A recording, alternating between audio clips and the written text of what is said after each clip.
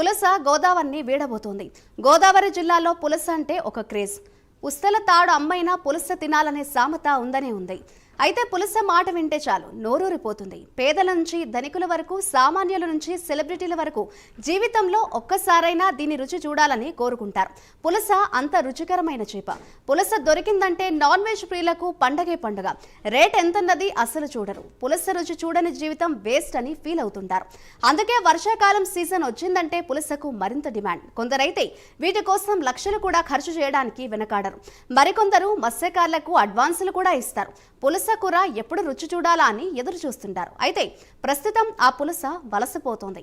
ఈ భయంకర సమాచారం సెంట్రల్ ఇన్స్టిట్యూట్ ఆఫ్ వాటర్ అధ్యయనంలో తేలింది. నీటిలో గాఢంగా పేరుకుపోయిన కార్బన్ నిల్వల తీవ్రతను తట్టుకోలేక పులస ఒడిశా, బెంగాల్ బాట పడుతున్నాయి.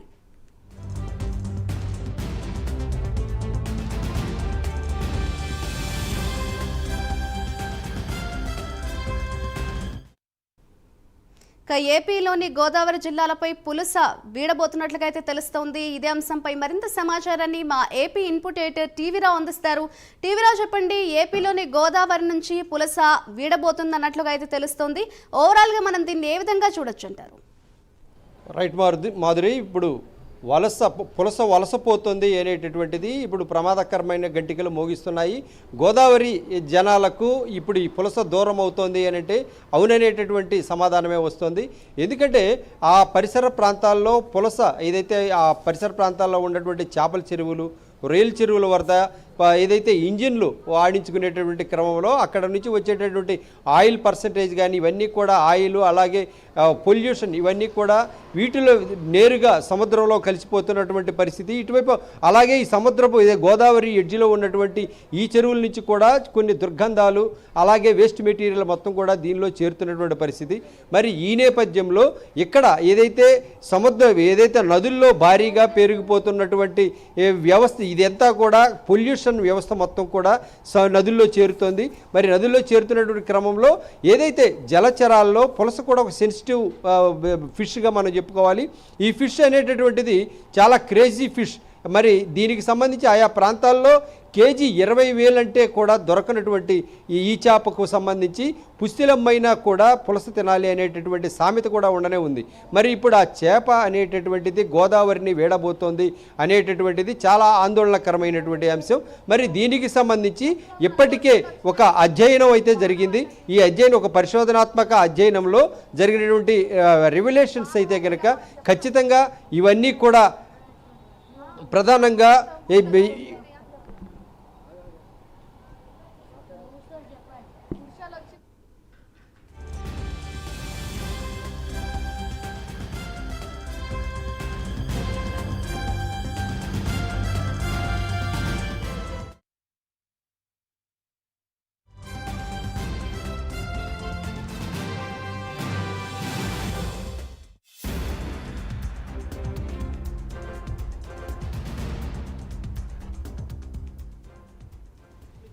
భారీగా తరలించేటటువంటి వ్యర్థాలన్నీ కూడా ఈ నదుల్లో కలిసిపోవడంతో ఈ పులస ఇక్కడ సేఫ్ కాదని తనకు తానుగా అనుకుందో ఏమో, కానీ గోదావరి జనాలను వీడేందుకు ఇది సిద్ధమైపోయింది.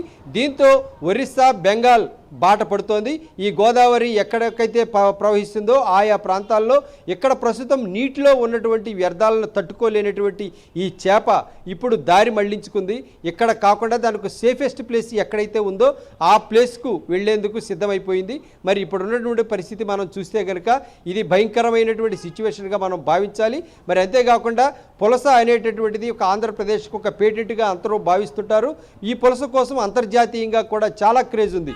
₹1,00,000 కూడా అంతర్జాతీయంగా డాలర్స్లో దీన్ని తెప్పించుకునేటటువంటి ప్రతి ఒక్కరు కూడా సెలబ్రిటీలకు మరింత మక్కువ దీనిపై ఉంటుంది. మరి ఇటువంటి నేపథ్యంలో ఈ పరిస్థితిని మనం చూస్తే కనుక ఏకంగా ఇప్పుడు పులస మనకు దూరం అయిపోతుందా అనేటటువంటి భావం కలుగుతుంది. ఈ మధ్య శాస్త్రవేత్తలు అయితేనేమి, కొన్ని రీసెర్చ్ సంస్థలు అయితేనేమి ఇక్కడ ఉన్నటువంటి గోదావరిలో నీటిని పరిశీలించిన తర్వాత, రీసెర్చ్ చేసిన తర్వాత, వీటిని టెస్టింగ్ చేసిన తర్వాత దీనిలో ఏదైతే నీటిలో గాఢత ఏదైతే వ్యర్థాల గాఢత మితిమీరిపోతుంది కాబట్టి పులసలు ఇక్కడ పులసతో పాటుగా మరికొన్ని చేప జాతులు కూడా అంతరించిపోయేటువంటి ప్రమాదం ఉందనేటటువంటిది ఇక్కడ కీలకంగా మనం గుర్తెరగాల్సి ఉంది. మరి ఆ కోవలోనే ఇప్పుడు పులస వలస పోతుంది అని అనడానికి ఇక్కడ అనేకమైన ఉదాహరణలు కళ్ళకు కడుతున్నాయి. Madhuri. Right, thank you TV Rao.